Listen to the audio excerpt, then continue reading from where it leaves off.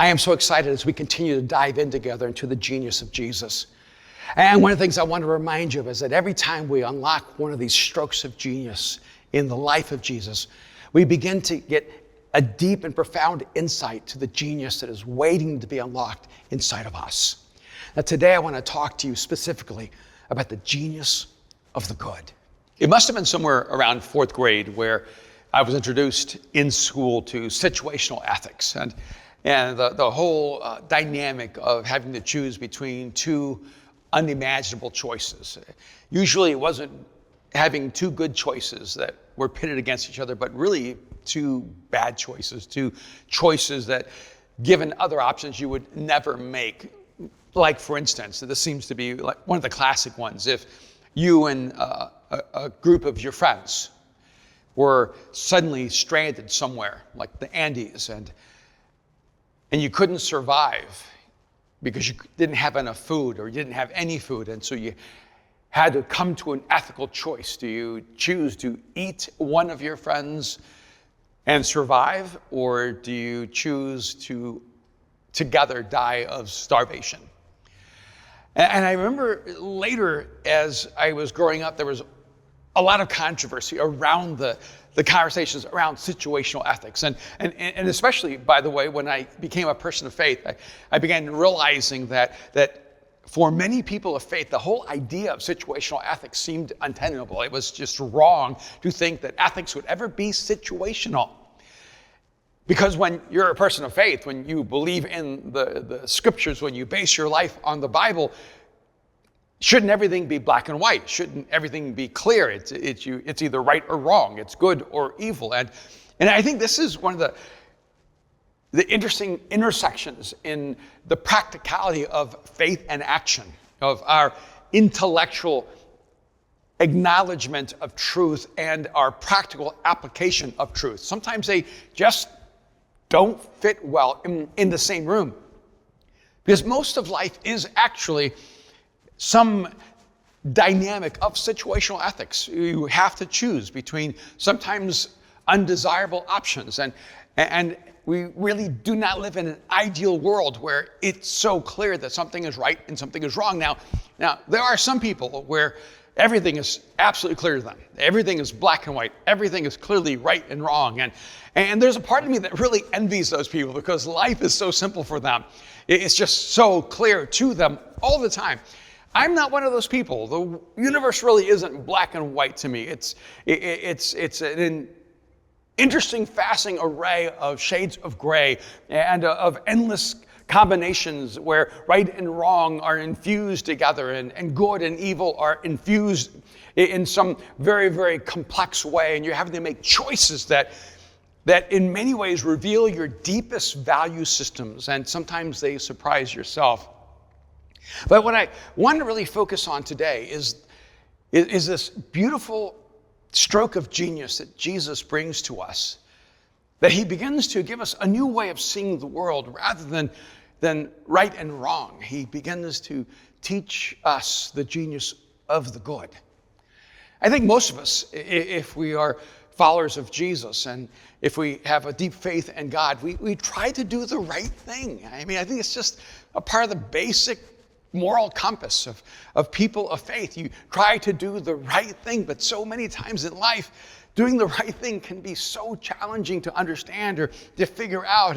And that's why I think so many people are even paralyzed about, well, what's God's will for my life? Because most of the time, you're not struggling about God's will when it comes to right and wrong. You don't wake up in the morning going, am I going to embezzle $1 million today? Or am I going to make a meaningful contribution to society? You don't wake up in the morning going, am I going to rob a bank or am I going to help the poor?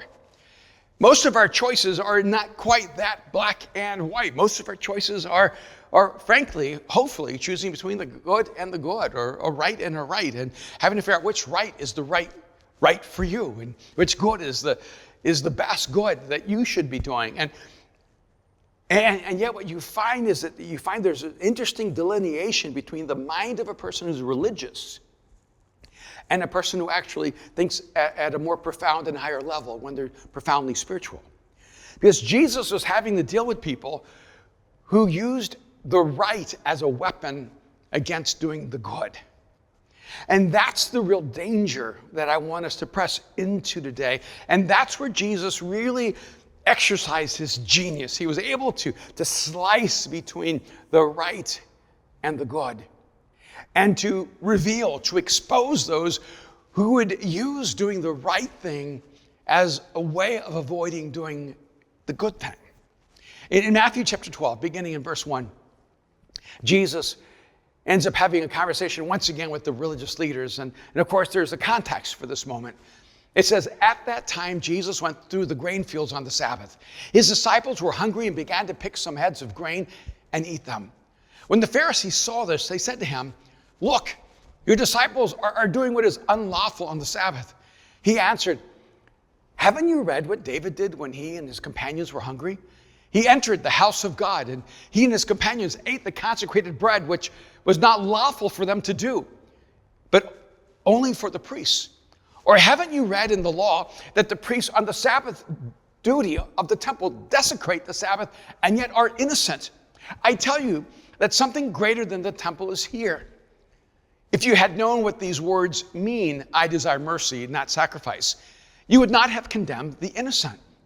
For the Son of Man is the Lord of the Sabbath. Going on from that place, he went into their synagogue, and a man with a shriveled hand was there. Looking for a reason to bring charges against Jesus, they asked him, is it lawful to heal on the Sabbath? And he said to them, if any of you had a sheep and it falls into a pit on the Sabbath, will you not take hold of it and lift it out? How much more valuable is the person than the sheep?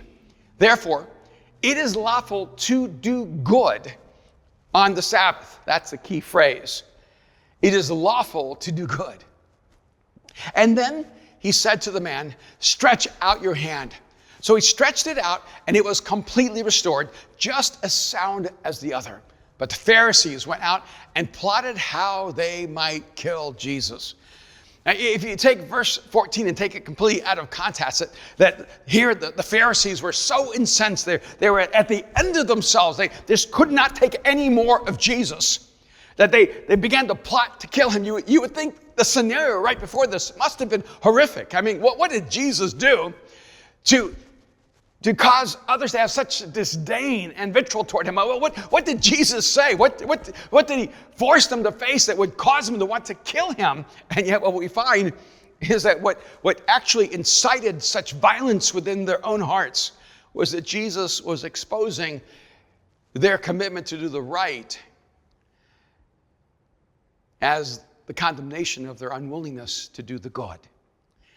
See, one of the great dangers of religion is that religion's all about doing the right thing. And your religion will lay out right and wrong. Your religion will give you rules and commands and rituals and routines. And your religion will tell you how to be a good, moral human being.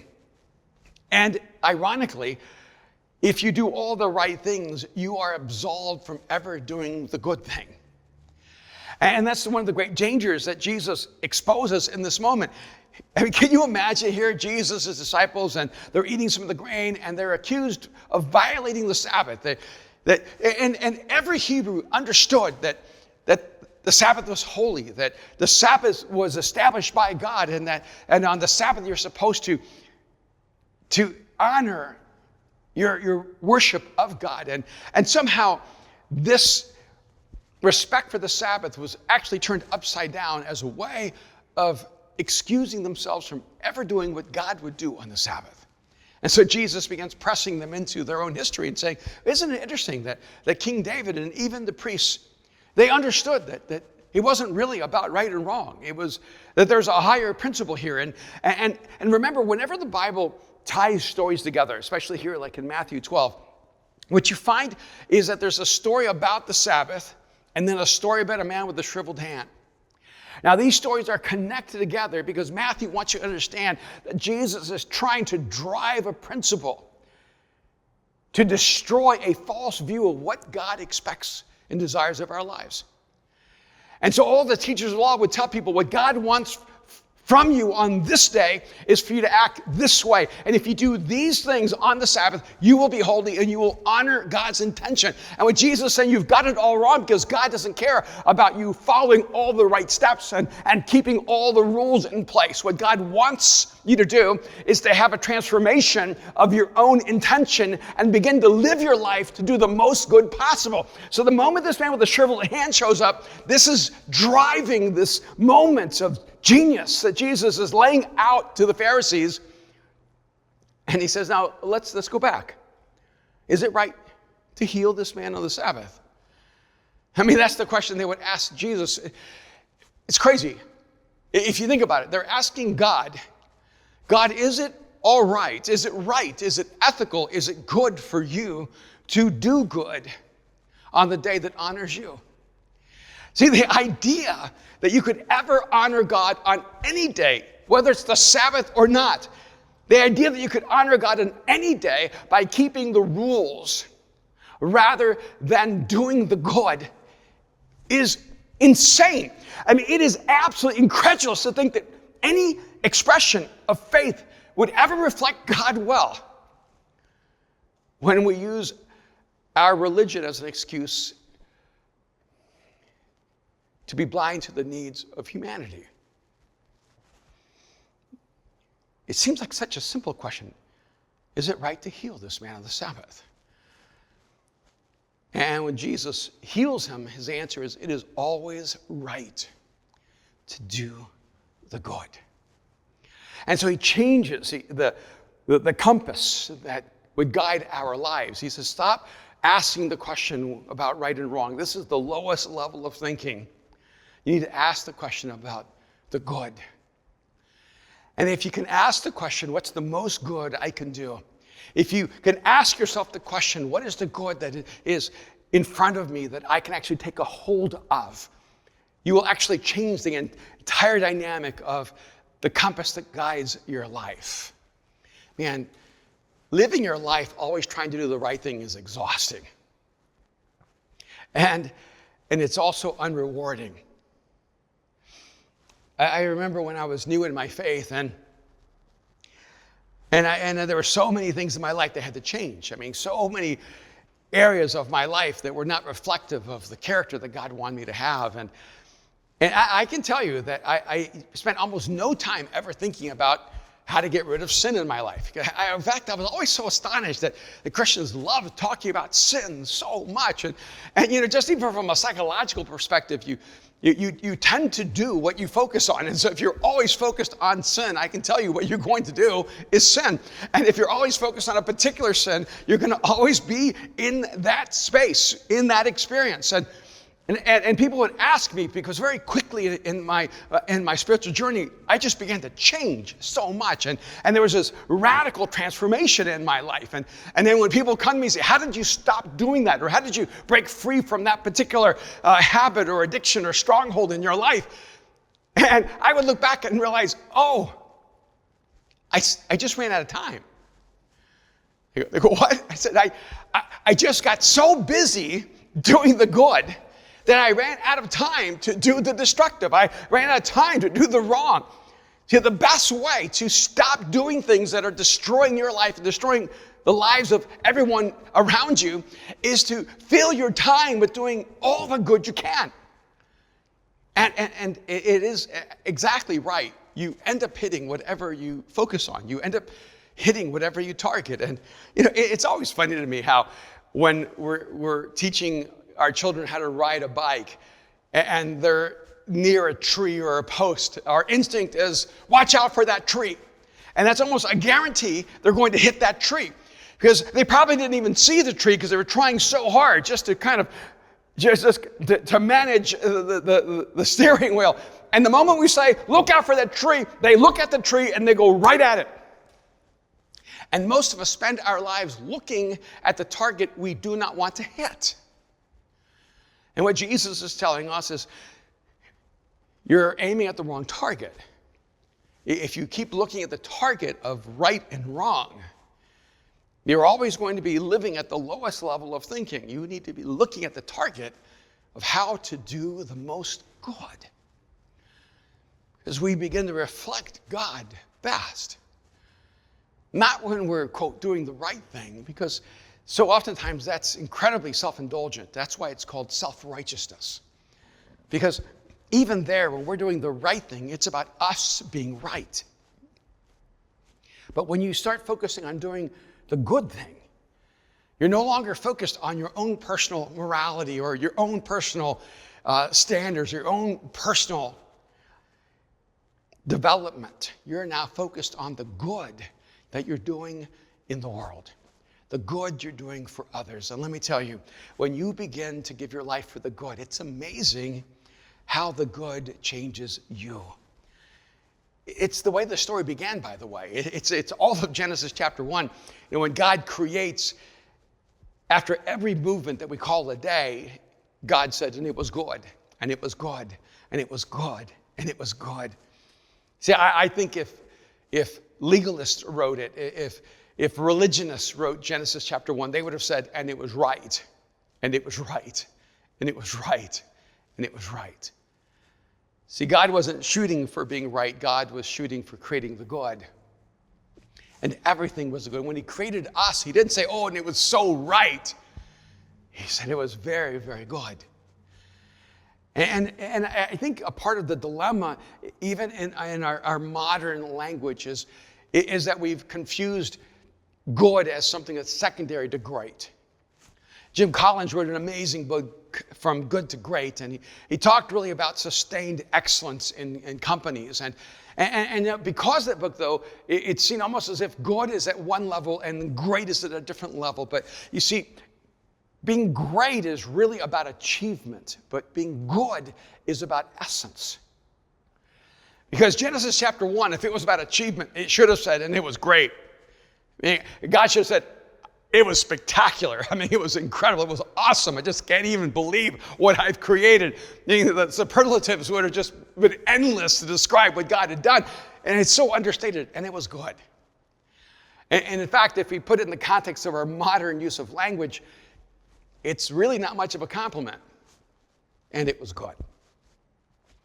But see, what we need to realize is that God was not measuring the level of his achievement. He was defining the essence of his creation. And it was good. And what God wants to do in us is to restore in us the good. And one of the beautiful ways that good is restored in us is not through passivity. We don't simply just sit around and go, okay, I'm going to be good. Because good is not a passive value. Good only exists in the context of action, of creation. The action reveals the essence.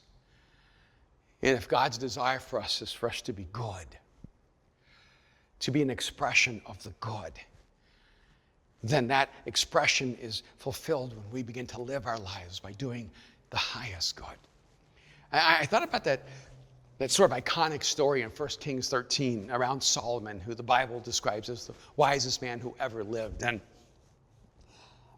he has this moral dilemma that comes to him when two women, well, even more specifically, two prostitutes come to him. And it tells us in 1 Kings chapter 3, beginning in verse 16, it says, now two prostitutes came to the king and stood before him. One of them said, pardon me, my lord, this woman and I live in the same house, and I had a baby while she was there with me. The third day after my child was born, this woman also had a baby. We were alone. There was no one in the house but the two of us. During the night, this woman's son died because she laid on him. So she got up in the middle of the night and took my son from my side while I, your servant, was asleep. She put him by her breast and put her dead son by my breast. The next morning, I got up to nurse my son, and he was dead. But when I looked at him closely in the morning light, I saw that it wasn't the son I had born. The other woman said, no, the living one is my son. The dead one is yours. But the first one insisted, no, the dead one is yours. The living one is mine. And so they argued before the king. And Solomon said, this one says, my son is alive and your son is dead. Well, that one says, no, your son is dead and mine is alive. Then the king said, bring me a sword. So they brought a sword for the king, and then he gave an order, cut the living child in two and give half to one and half to the other. The woman whose son was alive was deeply moved out of love for her son and said to the king, please, my lord, give her the living baby. Don't kill him. But the other said, neither I nor you shall have him. Cut him in two. Then the king gave his ruling. Give the living baby to the first woman. Do not kill him. She is his mother. When all of Israel heard the verdict the king had given, they held the king in awe because they saw that he had wisdom from God to administer justice. Solomon had this nuanced ability to cut between the right and the good. I mean, what's the right thing to do in that situation? I mean, it tells us that both women are prostitutes, so this child is not going to grow up in the best of circumstances. They were both living together, so they probably needed each other economically and were somewhat dependent on each other. And when Solomon says, all right, we're going to figure this out, let's just cut the baby in two. One woman says, no, please, don't kill the baby. Let the other woman have her. Is that the right thing to do? To give up your child, to give up your baby? Is it the right thing to do? Well, it could be, or it could be the wrong thing in someone's perspective because people weigh different factors between right and wrong. The other woman, of course, was pretty clear. She said, just cut the baby in two. If I can't have him, you can't have him. No one will have him. And it says that the woman who was willing to give up her child did it because she loved him. See, and I think that's the difference, is that being right is oftentimes motivated by our own sense of righteousness. But doing the good is always motivated by love. And what Solomon was able to do is to create a scenario where he could discover who would do the good. Because, and frankly, even if that woman had not been the baby's biological mother, she would have been the better mother for the baby. Because the person who lives in relationship to you out of love is the person who's going to always be committed to doing the most good for you. And by the way, that's exactly who God is and how God works in relationship to us. I am so glad that God doesn't always, quote, do the right thing. I know that sounds a little controversial, and I'm not saying Spike Lee is wrong. I'm just saying that if you're looking for justice, if you're looking for someone who's always doing the just right thing in terms of what we deserve, I'm telling you, doing the right thing toward me would not have been a great experience. See, the scriptures tell us that all of us have actually sinned and have fallen short of God's glory, God's intention for us.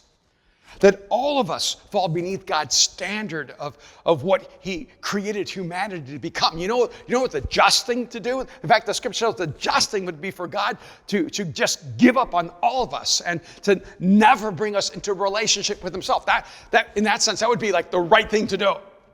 Just to wipe out humanity and start over again. I mean, have you looked at us? Have you looked at human history? Look across this planet, the poverty, the suffering, the injustice, the violence, the wars, the rage that defines us. I mean, if you are God, would you say the right thing is just to end this history and start over again? But, God, in the most extraordinary of ways, goes beyond doing the right thing to doing the good thing. God is always motivated by the good. And so instead of judging me and condemning me, which would be right, because I deserved to be judged. And frankly, I don't know how you see yourself, but I deserve to be condemned. See, I'm clear on that. I'm just so grateful that God didn't choose, in that sense, to do in relationship to me the right thing, but to do the good. And I know that this is why Jesus came. And what the scriptures tell us is that God stepped into human history in the person of Jesus, took on flesh and blood, walked among us, and his name was Jesus. And that he died on a cross, that he was actually given as a sacrifice so that all of my sin could actually be rightly forgiven because of the sacrifice of Jesus. But by the way, that goes way beyond doing the right thing. I mean, is it really right for someone else to pay the price for my wrongdoings? Is that really the right thing? Isn't the right thing for Jesus to never suffer because he was never wrong? Isn't the right thing for Jesus to never be crucified because he was beautiful and perfect and holy? I mean, isn't the right thing for Jesus to have only been worshiped and celebrated? It cannot be in any imaginable reality that it was the right thing for Jesus to carry the weight of our sin and carry the weight of our punishment. It was just the most good. See, because that was what only Jesus could do. Because only he could die for the sins of the world. Only he could become the sacrifice that would set us all free. So if you want to understand what it looks like when you choose to go beyond the right to the good, and look at Jesus and look at his sacrifice. Look at his death. And then through the resurrection, we see the power of the good. Because the good is motivated by love. And one of the amazing things about doing the good is that you don't measure other people based on what they deserve. You don't evaluate whether that person deserves your love, your compassion, your kindness, your grace. You don't measure whether that person deserves the good you can do. You do the good because the good is the right thing to do. So even if you're listening right now and go, yeah, but then what do I do with my life? What are the first steps if I want to live a life doing the good? Because see, this is a stroke of genius. It's a stroke of genius that we would be set free from worrying about right and wrong, to be elevated to live in the good. And so look around you and look within you. Find the good you can do right now and do it. And by the way, sometimes when we're paralyzed, I don't know, should I do this good or this good or this good? Well, here's a basic formula. Look at what you're good at. And then evaluate how you can do the most good in the world. And when you understand what you're good at, and then you begin to understand how you can do the most good in the world, you can have a compass that will always lead you on the right path. Because doing the good is always right. Even though sometimes doing what looks right can be a way of avoiding the good. See, Jesus never hesitated. It was never confusing for him. He always knew it was right to heal on the Sabbath. God would never create a day that would abdicate us from doing the good. Because every day